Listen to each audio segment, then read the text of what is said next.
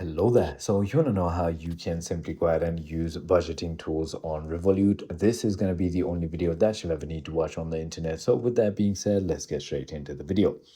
So in order to go ahead and use the Revolut's budgeting application, simply open your Revolut application and log in.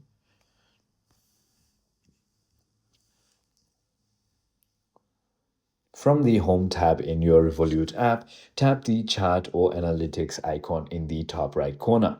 Use the Spend widget for spending and Income for income insights to see where your money goes.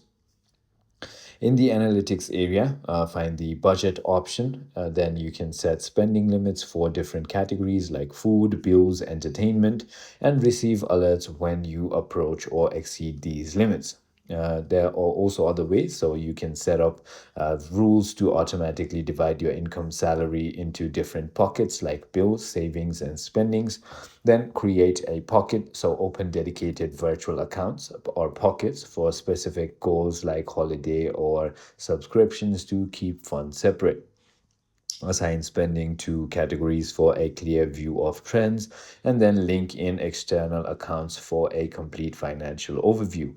By using these features, you get a clear picture of your finances, control spending with limits, and automate savings all within the Revolut application.